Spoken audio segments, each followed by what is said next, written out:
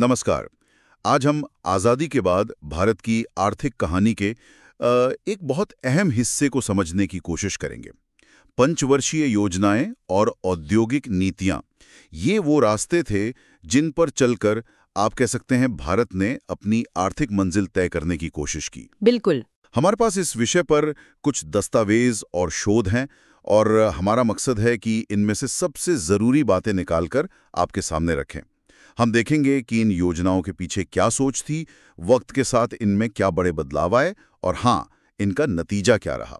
तो चलिए इस सफर को शुरू करते हैं। बिल्कुल। देखिए, आज़ादी के तुरंत बाद भारत के सामने एक बड़ा सवाल था कि भाई अर्थव्यवस्था को कैसे आगे बढ़ाया जाए। रास्ता चुना गया योजना बनाकर चलने का, मतलब प्लान्ड डेवलपमेंट का। और ये जो पंचवर्षीय योजना का विचार है, ये असल में सोवियत संघ से प्रेरित था, जहां स्टालिन ने इसे 1928 में शुरू किया था। भारत में इसके लिए मार्च 1950 में योजना आयोग प्लानिंग कमीशन बनाया गया और इसके मुखिया प्रधानमंत्री होते थे। अच्छा, तो ये योजना बनाने की सोच एकदम नई नहीं थी आज़ादी के वक्त, मतलब पहले से कुछ चल रहा था। नहीं, बिल्कुल नहीं, सही कहा आपने। आज़ादी से पहले भी इस पर काफ़ी विचार हुआ था।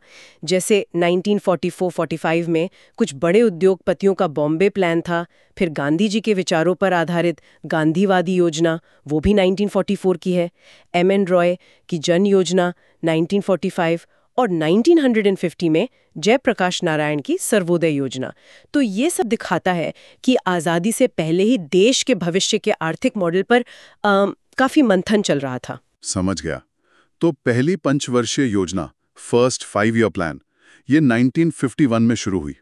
मैंने सुना है इसका मॉडल हैरोल्ड डोमो मॉडल पर आधारित था।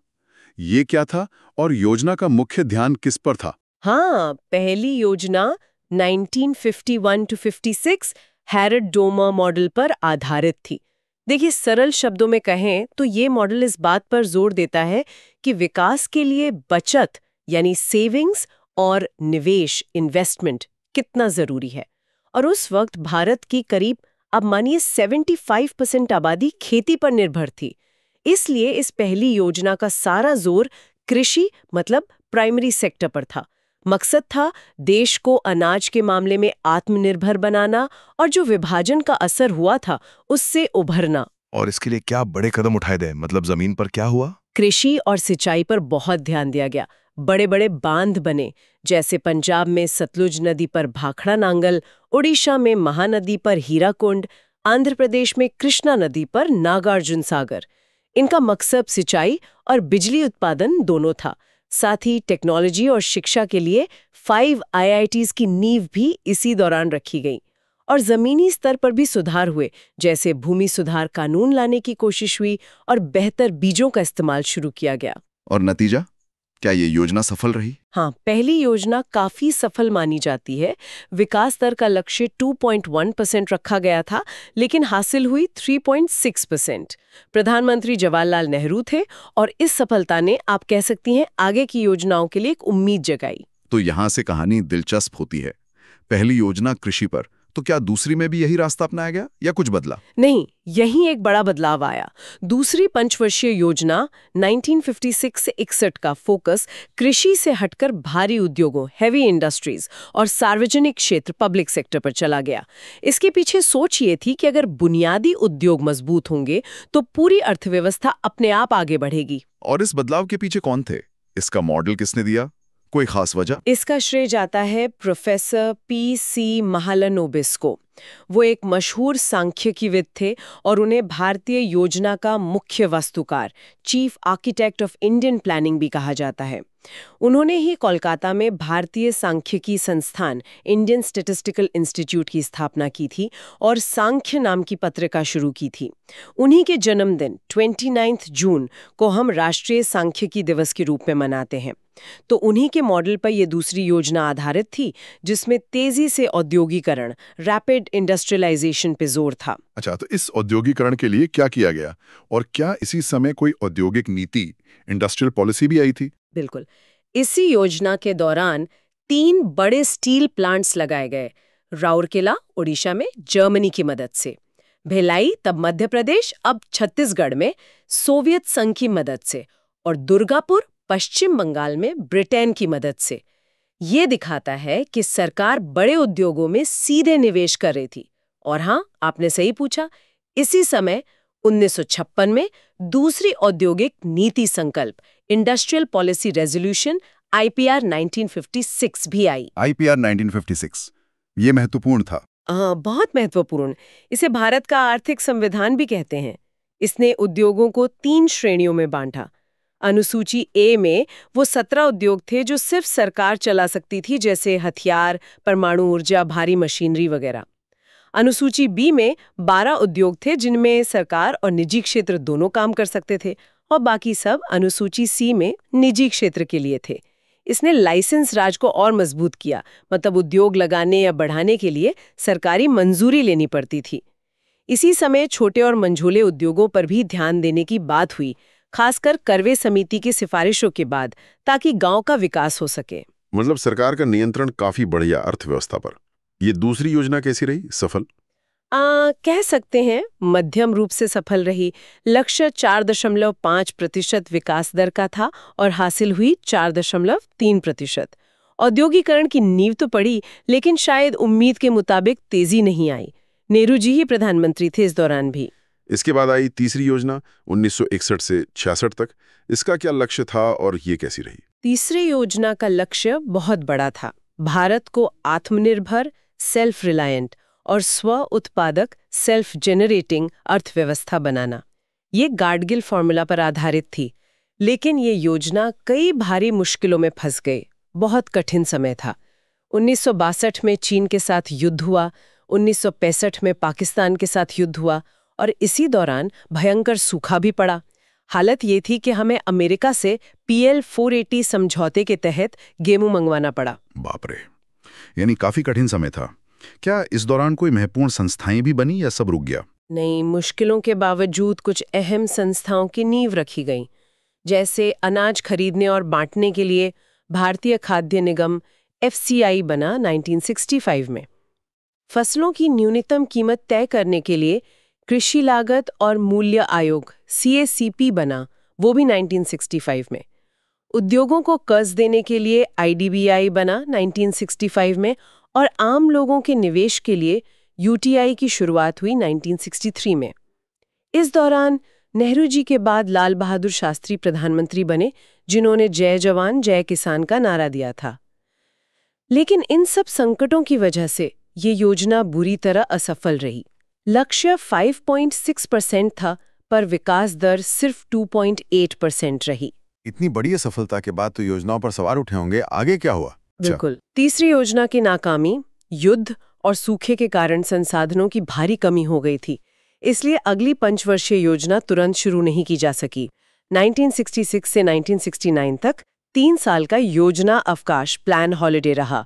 इस दौरान 3 अलग-अलग सालाना योजनाएं बनाई गईं, और इसी समय खेती पर फिर से ध्यान दिया गया और हरित क्रांति, ग्रीन रेवोल्यूशन के पहले चरण की शुरुआत हुई, जिसमें ज्यादा उपज देने वाले बीज, HYV सीड्स और बेहतर तकनीक का इस्तेमाल शुरू हुआ। अच्छा, योजना अवकाश के बाद फिर से पंचवर्षीय योजनाओं का दौर शुरू हुआ। चौथी योजना? हाँ, चौथी योजना आई 1969 से 74 तक। इसका लक्ष्य था स्थिरता के साथ विकास, ग्रोथ विद स्टेबिलिटी, और आत्मनिर्भरता की प्रगतिशील उपलब्धि। इस दौरान कुछ बड़े फैसले लिए गए। 1969 में इंदिरा गांधी सरकार ने 14 बड़े बैंकों का राष्ट्रीयकरण कर दिया। हाँ, ये तो बहुत बड़ा कदम था। बिल्कुल। परिवार नियोजन कार्यक्रम शुरू हुआ। इसी दौरान 1971 में पाकिस्तान से युद्ध हुआ और बांग्लादेश बना, और 1974 में भारत ने अपना पहला परमाणु परीक्षण स्माइलिंग बुद्धा किया। लेकिन इन सब घटनाओं और बढ़ती महंगाई के बीच ये योजना भी असफल रही। लक्ष्य 5.7% था, हासिल हुआ सिर्फ 3.3%। इसके बाद पांचवी योजना आई 1974 से 78 तक, जिसमें गरीबी हटाओ का नारा बहुत मशहूर हुआ। सही कहा। पांचवी योजना का मुख्य फोकस गरीबी हटाओ और आत्मनिर्भरता पर था। ये DP धर मॉडल पर आधारित थी। इसमें गरीबों के लिए न्यूनतम आवश्यकता कार्यक्रम और 20 सूत्री कार्यक्रम शुरू किए गए। गांव में बैंकिंग सुविधा पहुंचाने के लिए क्षेत्रीय ग्रामीण बैंक RRBs भी इसी समय बने। ये योजना थोड़ी बेहतर रही, लक्ष्य 4.4% था और प्राप्ति 4.8% हुई। लेकिन इसे 1978 में अपने कार्यकाल से 1 साल पहले ही आई नई जनता पार्टी सरकार ने खत्म कर दिया। अच्छा, जनता पार्टी सरकार ने फिर क्या किया? जनता पार्टी सरकार मोरारजी देसाई के नेतृत्व में पंचवर्षीय योजना की जगह रोलिंग प्लान का कॉन्सेप्ट लाई 1978 से 80 के लिए। इसका मतलब था कि हर साल योजना का मूल्यांकन होगा और जरूरत के हिसाब से अगले साल के लिए नई योजना बनेगी।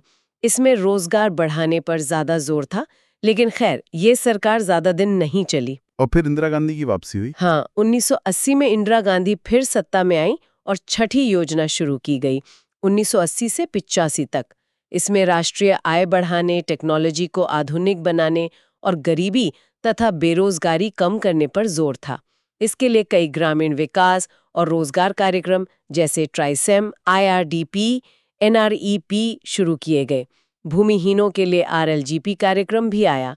एक बहुत महत्वपूर्ण कदम था 1982 में नाबार्ड की स्थापना। NABARD कृषि और ग्रामीण विकास के लिए सबसे बड़ा बैंक। ये योजना काफी सफल रही। लक्ष्य 5.2% था और प्राप्ति 5.7% हुई। इस दौर तक आते आते क्या योजनाओं के मूल लक्ष्यों में कोई बदलाव आया था या वही चल रहे थे? देखिए, मूल लक्ष्य मोटे तौर पर वही रहे: ग्रोथ, मॉडर्नाइजेशन, सेल्फ रिलायंस और इक्विटी। मतलब विकास, आधुनिकीकरण, आत्मनिर्भरता और समानता। आधुनिकीकरण में नई तकनीक के साथ साथ महिलाओं की श्रम में भागीदारी बढ़ाना भी शामिल था। समानता का मतलब था कि विकास का फायदा सब तक पहुंचे। हाँ, किस लक्ष्य पर कब ज्यादा जोर देना है ये समय और जरूरत के हिसाब से बदलता रहा। ये भी ध्यान रखना चाहिए कि हर पंचवर्षीय योजना एक लंबी अवधि की योजना, जिसे पर्सपेक्टिव प्लान कहते थे, उसका हिस्सा होती थी, आमतौर पर 20 साल की। अच्छा। छठी के बाद 7वीं योजना आई 1985 से 90, राजीव गांधी के समय में। इसका क्या फोकस था? 7वीं योजना का मुख्य नारा था भोजन, काम, उत्पादकता, फूड वर्क प्रोडक्टिविटी। यानी अनाज उत्पादन बढ़ाना, रोजगार के मौके पैदा करना और ओवरऑल प्रोडक्टिविटी सुधारना। इसी दौरान 1989 में जवाहर रोजगार योजना शुरू हुई। ये योजना भी बहुत सफल रही। लक्ष्य 5.0% था और हासिल हुआ 6.0%। लेकिन इसी दौर में एक शब्द बहुत चर्चा में आया, हिंदू विकास दर। ये क्या था? हाँ, Hindu rate of growth. Professor Rajkrishna ने 1978 में ये शब्द इस्तेमाल किया था, ये बताने के लिए कि 1960 से 1980 के दशक तक भारत की आर्थिक विकास दर बहुत धीमी, मतलब 3-4% के आसपास ही अटकी रही, जो उस समय दुनिया के हिसाब से काफी कम थी। इसके पीछे अत्यधिक सरकारी नियंत्रण और जो संरक्षणवादी नीतियां थीं, उनको वजह माना जाता था। समझ गया। तो 7वीं योजना के बाद क्या हुआ? 8वीं योजना देर से शुरू हुई थी शायद। हाँ, बिल्कुल। 7वीं योजना 1990 में खत्म हुई, लेकिन उस समय देश में राजनीतिक अस्थिरता का माहौल था। सरकारें तेजी से बदल रही थीं और इससे भी बड़ी बात, 1991 में भारत एक गंभीर भुगतान संतुलन संकट, बैलेंस ऑफ पेमेंट्स क्राइसिस में फंस गया। विदेशी मुद्रा भंडार लगभग खत्म हो गया था। इस संकट के कारण 8वीं योजना समय पर शुरू नहीं हो सकी। 1990-91 और 1991-92 को फिर से वार्षिक योजनाएं माना गया। और इसी संकट के बाद 1991 में वो बड़े आर्थिक सुधार हुए जिन्हें LPG सुधार कहा जाता है, लिबरलाइजेशन, प्राइवेटाइजेशन, ग्लोबलाइजेशन। बिल्कुल। इसी संकट से उभरने के लिए तत्कालीन प्रधानमंत्री PV नरसिम्हा राव और वित्त मंत्री मनमोहन सिंह की सरकार ने 1991 में बड़े आर्थिक सुधार लागू किए। उदारीकरण यानी नियमों में ढील देना, लाइसेंस राज खत्म करना, निजीकरण यानी सरकारी कंपनियों में निजी हिस्सेदारी बढ़ाना या बेचना, और वैश्वीकरण यानी भारतीय अर्थव्यवस्था को दुनिया के लिए खोलना, व्यापार और निवेश आसान बनाना। इसने भारत की आर्थिक दिशा ही बदल दी। तो इन सुधारों के बाद जो 8वीं योजना आई 1992 से 97, वो काफी अलग रही होगी। हाँ, 8वीं योजना इन सुधारों की छाया में शुरू हुई। अब योजना का स्वरूप आदेशात्मक, डायरेक्टिव से संकेतात्मक, इंडिकेटिव हो गया। मतलब सरकार अब सीधे सब कुछ नियंत्रित करने के बजाय नीतियां बनाकर बाजार को दिशा देने पर ज्यादा ध्यान दे रही थी। सार्वजनिक क्षेत्र की भूमिका कम हुई, निजी क्षेत्र और विदेशी निवेश को बढ़ावा मिला और लाइसेंस राज लगभग खत्म हो गया। ये योजना जबरदस्त सफल रही। लक्ष्य 5.6% था और प्राप्ति 6.8% हुई। ये तो बहुत बड़ा बदलाव था, लेकिन क्या इस समय तक कृषि पर निर्भरता कम हुई थी? क्योंकि शुरुआत तो वहीं से हुई थी। ये दिलचस्प बात है। 1990 तक भी भारत की करीब 65% आबादी खेती पर ही निर्भर थी। हालांकि जीडीपी में कृषि का हिस्सा 1950 में 50% से ज्यादा था, वो घटकर 1990 तक करीब 30-35% रह गया था। लेकिन लोगों की निर्भरता उतनी तेजी से कम नहीं हुई थी। ये एक चुनौती बनी रही। 8वीं योजना के बाद की योजनाओं के बारे में संक्षेप में बताएं। क्या फोकस रहा और क्या नतीजे? जरूर। 9वीं योजना 1997-2002 अटल बिहारी वाजपेयी के समय का लक्ष्य था सामाजिक न्याय और समानता के साथ विकास। लक्ष्य 6.5% था, प्राप्ति 5.4% हुई। 10वीं योजना 2002 से 2007 वाजपेयी और फिर मनमोहन सिंह के समय में अगले 10 साल में प्रति व्यक्ति आय दोगुनी करने और गरीबी घटाने का लक्ष्य रखा गया। इसमें बागवानी, नेशनल हॉर्टिकल्चरल मिशन और सिंचाई पर भी ध्यान दिया गया। लक्ष्य 8.0% था, प्राप्ति 7.6% हुई। 11वीं योजना 2007 से 2012 मनमोहन सिंह के नेतृत्व में का फोकस तीव्र और अधिक समावेशी विकास, faster and more inclusive growth पर था।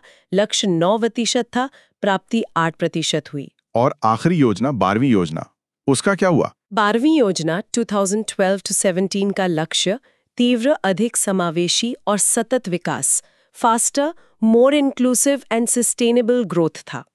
लेकिन 2014 में केंद्र में सरकार बदलने के बाद योजना आयोग को भंग कर दिया गया और 1 जनवरी 2015 को इसकी जगह NITI Aayog, national institution for transforming India, ने ले ली। नीति आयोग सरकार के थिंक टैंक के तौर पर काम करता है, सलाह देता है, विजन डॉक्यूमेंट जारी करता है, लेकिन ये पंचवर्षीय योजनाएं नहीं बनाता। तो इस तरह पंचवर्षीय योजनाओं का युग समाप्त हो गया। हमने औद्योगिक नीति संकल्पों IPRs का जिक्र किया था 1956 के बाद। क्या उनमें भी बदलाव आए? हाँ, बिल्कुल आए।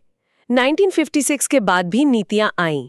1977 में जनता पार्टी सरकार एक नई औद्योगिक नीति लाई, जिसमें छोटे उद्योगों, टाइनी यूनिट्स और विकेंद्रीकरण पर ज्यादा जोर था और बड़ी कंपनियों और विदेशी निवेश पर कुछ सख्ती की गई।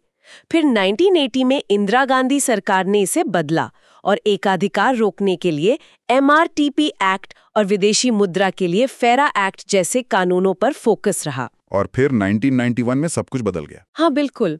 1991 की नई औद्योगिक नीति, न्यू इंडस्ट्रियल पॉलिसी, असल में LPG सुधारों का ही हिस्सा थी।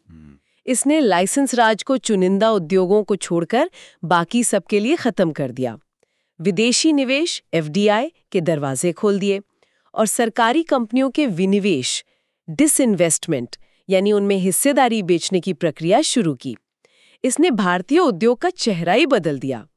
इससे पहले जो 1948 में पहली औद्योगिक नीति आई थी डॉक्टर श्यामा प्रसाद मुखर्जी के समय, उसने उद्योगों का वर्गीकरण किया था और सामरिक उद्योगों को सरकार के एकाधिकार में रखा था। वहीं से लाइसेंस राज की शुरुआत हुई थी। तो अगर हम इस पूरे सफर को देखें, पंचवर्षीय योजनाएं, औद्योगिक नीतियां, तो इसका निचोड़ क्या निकलता है, एक सार? निचोड़ ये है कि भारत ने आजादी के बाद एक बहुत महत्वाकांक्षी रास्ता चुना, योजना बनाकर विकास करने का। शुरुआत कृषि से हुई, फिर भारी उद्योगों पर जोर गया। सरकार ने अर्थव्यवस्था में बड़ी भूमिका निभाई, जिसे लाइसेंस राज और सार्वजनिक क्षेत्र के विस्तार में देखा जा सकता है। इस दौरान सफलताएं भी मिली, लेकिन धीमी विकास दर, वो हिंदू विकास दर वाली बात, युद्ध और दूसरी चुनौतियों का भी सामना करना पड़ा। गरीबी और आत्मनिर्भरता हमेशा मुख्य मुद्दे रहे। फिर 1991 में एक बड़ा मोड़ आया, जब भारत ने बाजार आधारित अर्थव्यवस्था की ओर कदम बढ़ाया, नियंत्रण कम किए और दुनिया के लिए दरवाजे खोले। और अंत में योजना आयोग की जगह नीति आयोग ने ले ली, जो योजना बनाने के तरीके में एक और बदलाव का प्रतीक है। पूरी यात्रा में विकास, आधुनिकीकरण, आत्मनिर्भरता और समानता के लक्ष्य किसी न किसी रूप में मौजूद रहे, भले ही उन तक पहुंचने के रास्ते बदलते रहें।